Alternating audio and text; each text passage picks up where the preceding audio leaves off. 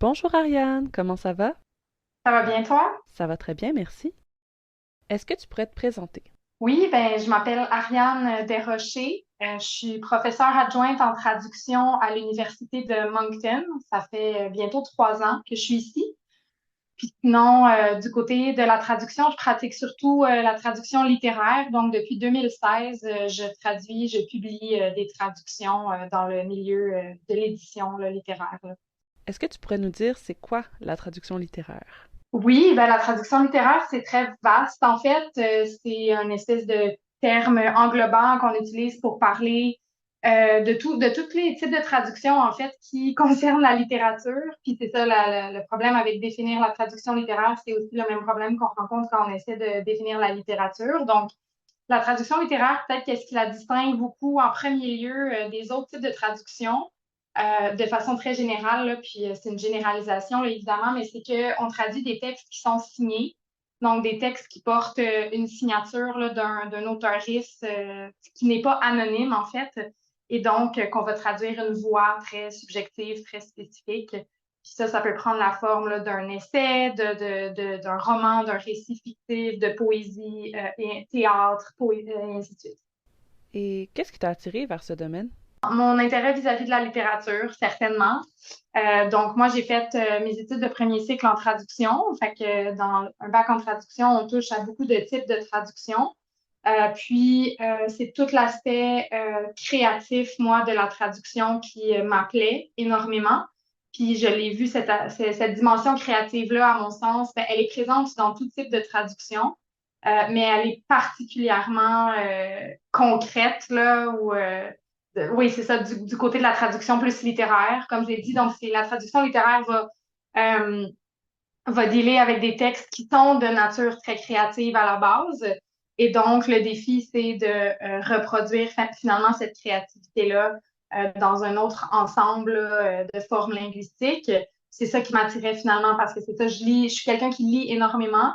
Donc, je lisais beaucoup et j'imagine que j'ai toujours aussi peut-être voulu en quelque sorte écrire. Puis, mon parcours, moi, ma formation en traduction, ben, c'était évident pour moi que je pouvais un peu assouvir ce désir-là d'écrire par la traduction, par écrire, réécrire les livres de d'autres gens, des livres que je trouve brillants, fascinants, incroyables. Est-ce qu'il faut faire des études pour travailler là-dedans? Je dirais que ça prend pas d'études en littérature ou une formation peut-être institutionnelle en littérature. Ça peut pas, ça ne nuit pas, là, c'est certain. Donc, pour ceux, celles qui auraient, je sais pas moi, un diplôme ou quelque chose en traduction, puis qui auraient aussi étudié la littérature, je veux dire, c'est sûr que c'est logique que la traduction littéraire, clairement, ben, on a plus d'outils pour. Cela dit, je pense pas que c'est nécessaire, non, de faire des études en littérature pour pratiquer la traduction littéraire, mais je dirais que ça prend une sensibilité littéraire.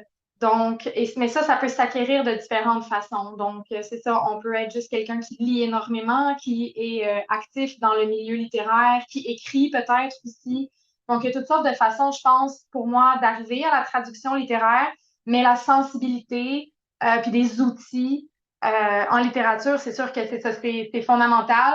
Si on les obtient, ces outils-là, par la formation universitaire ou différemment, pour moi, ça fait pas vraiment de différence. Non. Est-ce que c'est envisageable de gagner sa vie avec ce métier? Je dirais oui. Oui, mais en ajoutant autre chose. Donc, je connais pas, moi, personne qui fait ça exclusivement à temps plein. En fait, je connaissais quelqu'un une seule personne qui, depuis, c'est pendant une dizaine d'années, a fait ça pas mal à temps plein. Et là, récemment, cette personne-là doit se tourner vers d'autres types de traduction ou de révision ou d'édition. Donc, c'est ça. C'est souvent les traducteurs littéraires, ceux les plus prolifiques, ceux qui en font le plus. Ben, ils traduisent peut-être 2, 3 livres par année, mais c'est peut-être pas suffisant. Il faut aussi faire de la révision, d'autres types de traduction, par exemple pour les musées, des choses comme ça, on the side. Mais cela dit, pour beaucoup de gens que je connais, et moi, avant d'être prof à temps plein, c'était quand même un bon pourcentage de mon salaire annuel là, qui venait de la traduction littéraire. Il y a certainement de l'argent à faire là.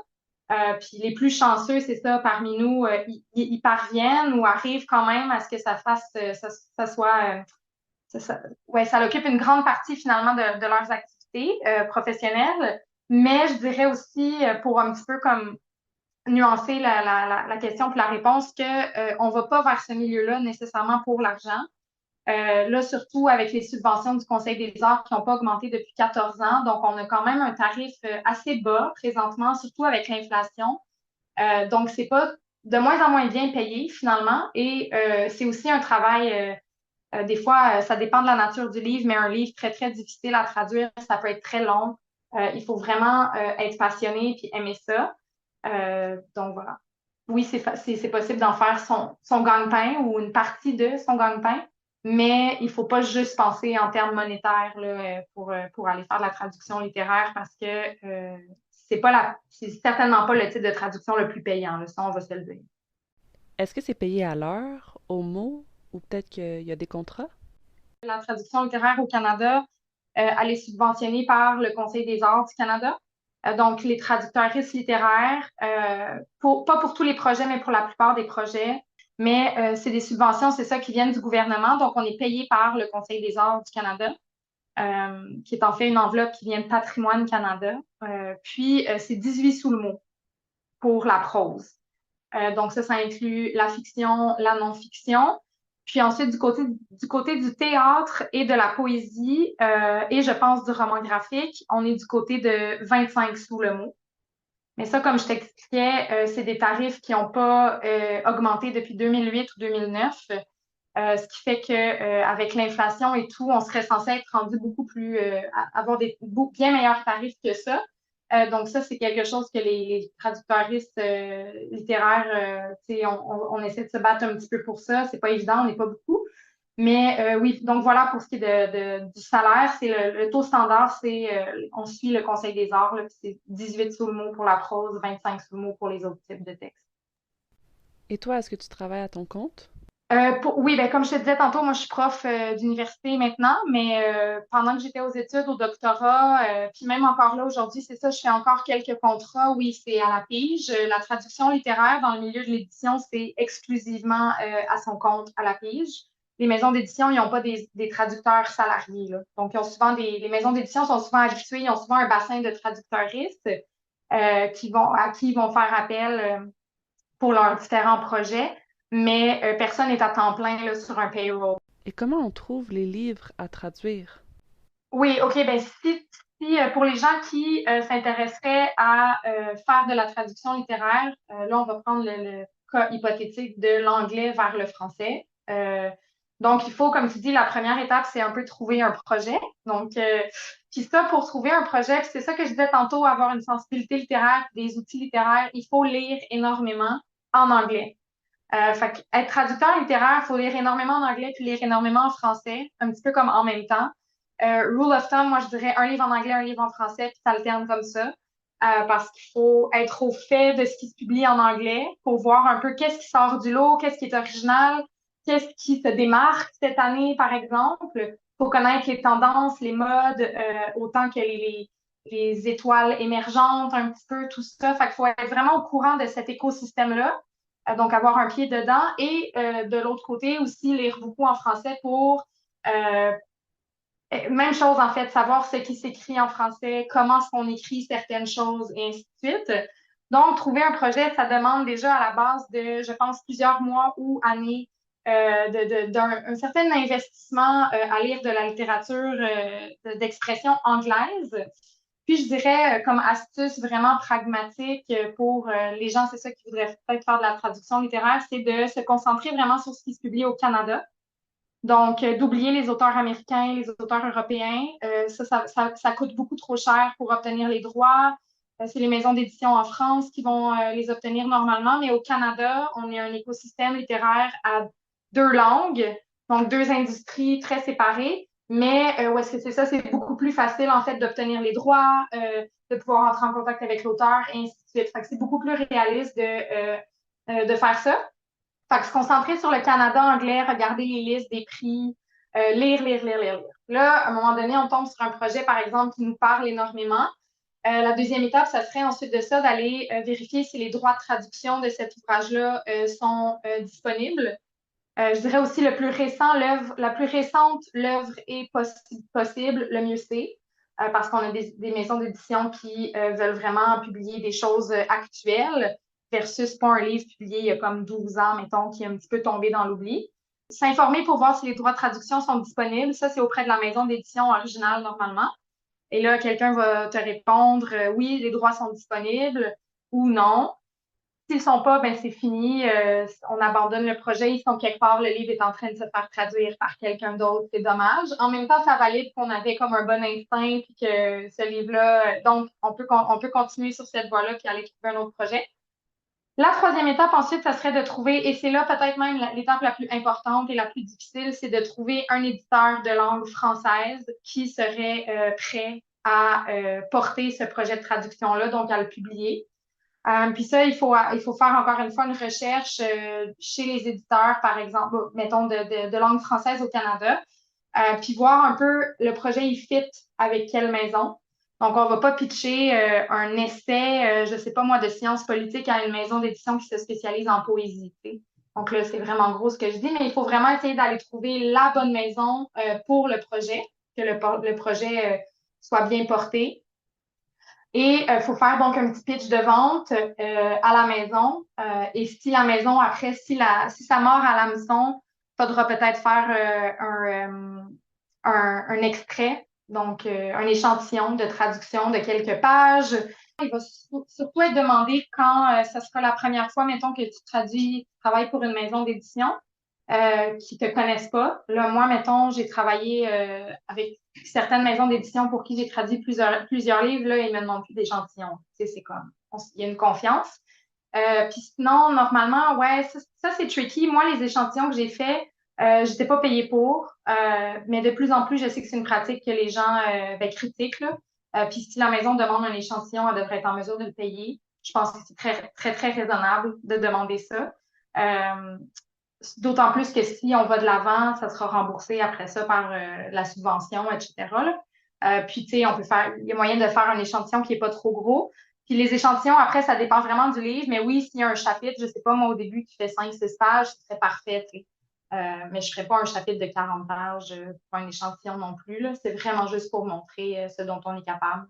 Puis là, ça déboule sur toutes sortes. Là. Il y a plein d'autres étapes après. Demande de subvention, acquisition des droits, etc., etc., là, jusqu'à ce que le livre soit imprimé. Ça peut prendre énormément de temps. Donc, en gros, c'est ça, là, le processus. Comment est-ce qu'on trouve un projet? Comment est-ce qu'on peut trouver une maison aussi? Donc, le milieu de l'édition, c'est un milieu où est-ce que, il y a un nombre limité de projets. C'est-à-dire qu'il y a un nombre déjà limité de maisons d'édition en francophone, si on parle de traduire vers le français. Puis ces maisons d'édition-là peuvent seulement publier un nombre X de livres par année et les traductions, ça va même être un petit pourcentage de ce nombre-là. Donc, c'est sûr qu'on n'a pas des milliers de livres qui se traduisent tous les ans ou chaque mois au Canada. Donc, ça fait que le bassin de projets, comparé aux gens qui s'intéressent à ça et qui voudraient le pratiquer, la traduction littéraire, c'est là que c'est un peu l'offre et la demande qui est un enjeu.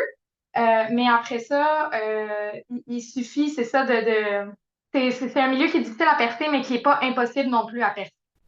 Est-ce que tu dois livrer le livre au complet ou tu as des échéances? Ça dépend vraiment de ta relation avec la maison d'édition puis du contrat que tu as signé. Je te dirais que oui, normalement, c'est comme ça que ça fonctionne, mais si le délai, par exemple, de publication est très serré, ça se peut qu'on te demande une moitié à une certaine date pour déjà commencer la révision. Donc, ça, c'est des choses qui arrivent des fois, de le remettre en deux, trois versements. Mais normalement, on traduit, on a quelques mois pour traduire le livre au complet. Ensuite de ça, ça s'en va à la révision et ainsi de suite. Dans le contrat, tu as une date de livraison, en fait, et après, c'est toi qui t'arranges ouais, avec ton organisation. Ouais. Est-ce qu'on t'a déjà demandé de traduire un texte particulier? Oui, c'est ça. Dans les dernières années, en fait, c'est de plus en plus ça qui arrive pour moi. Donc, depuis que j'ai une certaine notoriété, là, Positivement, oui, tu sais, j'ai été nominée au prix du GG il y a quelques années, puis depuis ça, ben les contrats, tu sais, c'est ça, on me contacte directement pour des projets de livres. Puis les éditeurs sont bons, donc c'est souvent des projets que je trouve très intéressants, ils comprennent un petit peu ce que j'aime traduire, donc on vient me voir avec des beaux projets.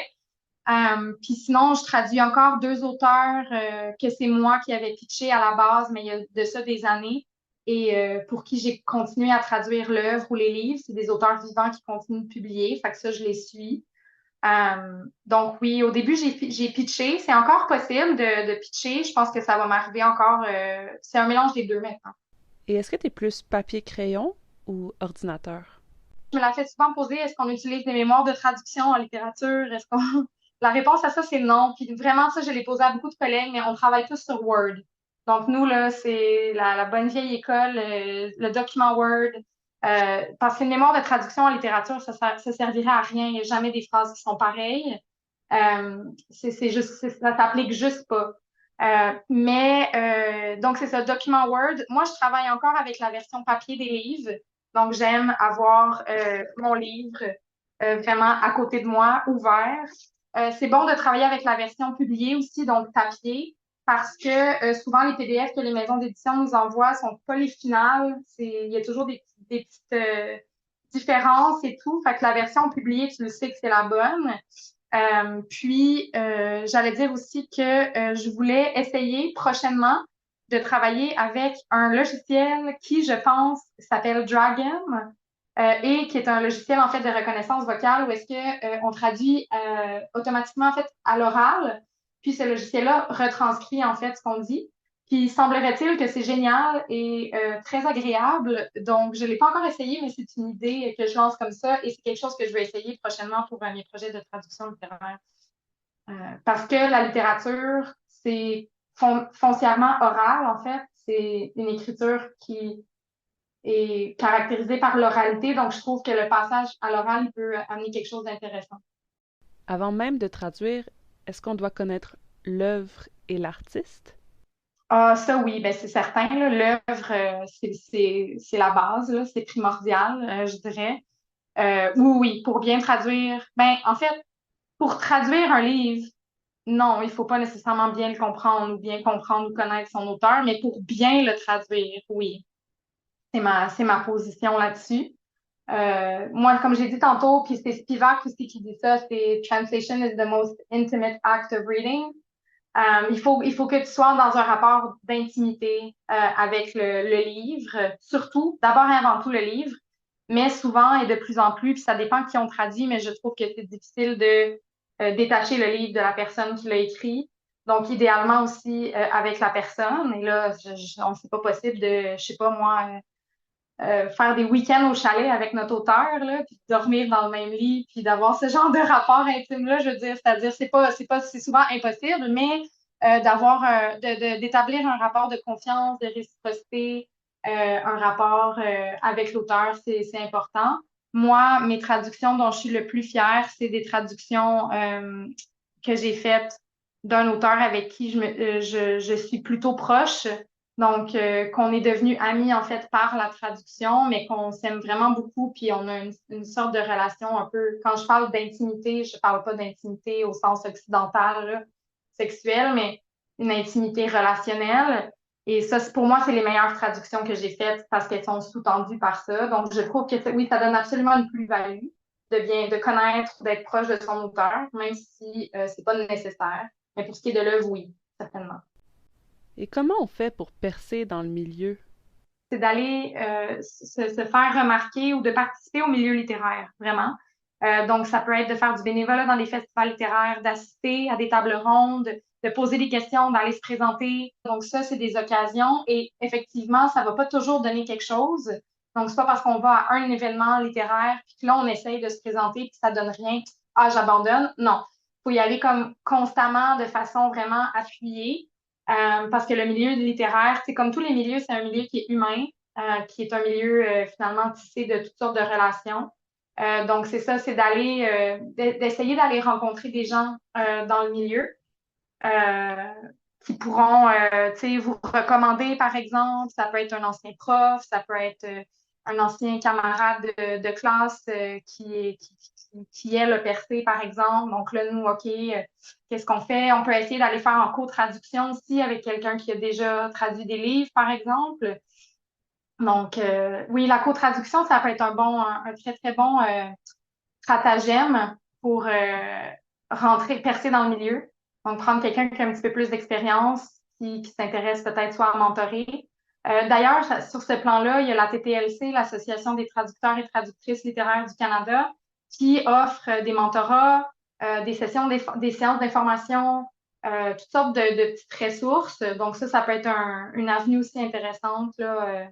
On n'obtiendra pas de contrat de traduction littéraire seulement en envoyant son CV par courriel. Ça, c'est sûr que non. C'est garanti. Est-ce que tu aurais des conseils pour les personnes qui aimeraient s'intéresser à la traduction littéraire?